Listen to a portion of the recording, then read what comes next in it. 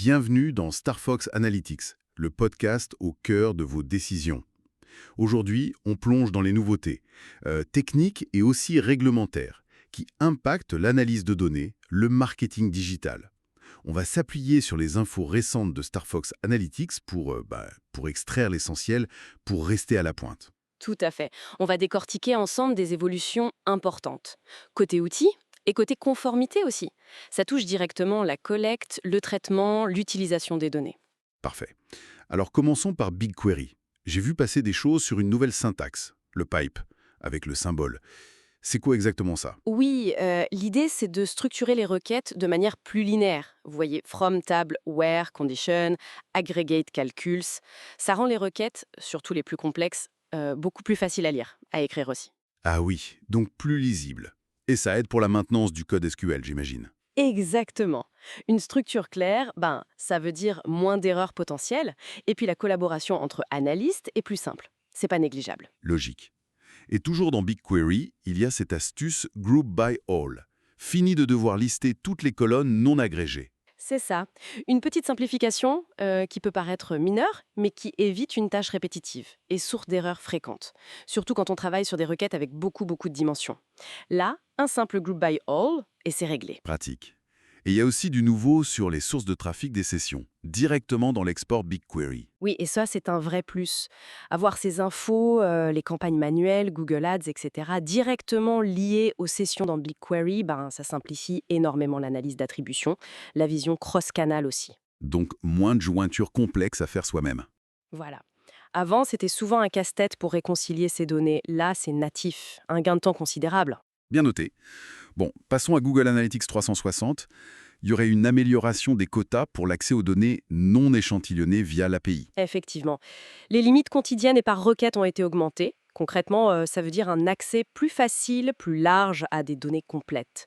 On n'est plus limité par l'échantillonnage aussi vite. Ça permet des analyses plus fines sur des segments précis ou des périodes plus longues. Donc potentiellement des décisions marketing plus justes, basées sur une vue vraiment exhaustive. C'est l'idée. Moins de biais, plus de précision dans l'analyse comportementale. Très clair.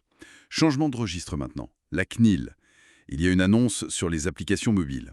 Oui, tout à fait. La CNIL a annoncé une campagne de contrôle pour 2025, mais attention, elle est précédée d'une phase de sensibilisation dès maintenant.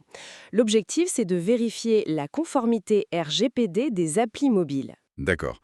Et quels sont les points d'attention principaux? Alors, il y en a 4 qui ressortent. D'abord, la transparence. Informer clairement sur l'usage des données, pourquoi on demande telle ou telle permission. Ensuite, la minimisation de la collecte. Est-ce qu'on a vraiment besoin de toutes ces données? C'est la question à se poser. Le fameux privacy by design. Exactement. Troisième point, la facilité de gestion du consentement pour l'utilisateur. Il doit pouvoir dire oui ou non facilement et changer d'avis. Et enfin, évidemment, la sécurité technique des données, surtout les données sensibles, chiffrement, mesures de protection, etc. C'est un rappel important des bases du RGPD, mais appliqué spécifiquement au contexte mobile qui a ses particularités. Tout à fait, les permissions, les SDK tiers, c'est un écosystème spécifique. Et dans ce contexte de conformité et de recherche d'alternatives peut-être, Star Fox mentionne aussi Matomo.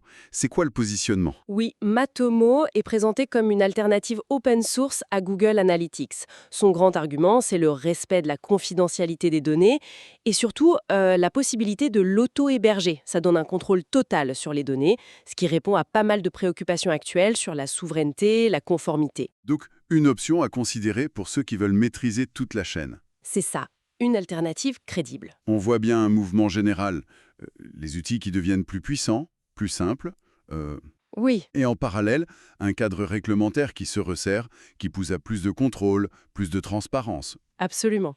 Et la vraie question pour les entreprises, c'est comment intégrer tout ça. Comment on utilise ces évolutions techniques et réglementaires, pas juste pour être conforme, mais pour affiner sa stratégie, pour créer un avantage concurrentiel grâce à une meilleure exploitation des données, une exploitation plus éthique aussi. transformer la contrainte en opportunité, en quelque sorte. C'est un peu ça l'enjeu stratégique derrière. Et une question pour finir, est-ce que cette pression réglementaire, justement, couplée à cette recherche de contrôle, ne pourrait pas finalement accélérer l'adoption de solutions comme Matomo ou d'autres alternatives et un peu rebattre les cartes du marché de l'analytics? C'est une piste intéressante, non? C'est une excellente question, l'avenir nous le dira.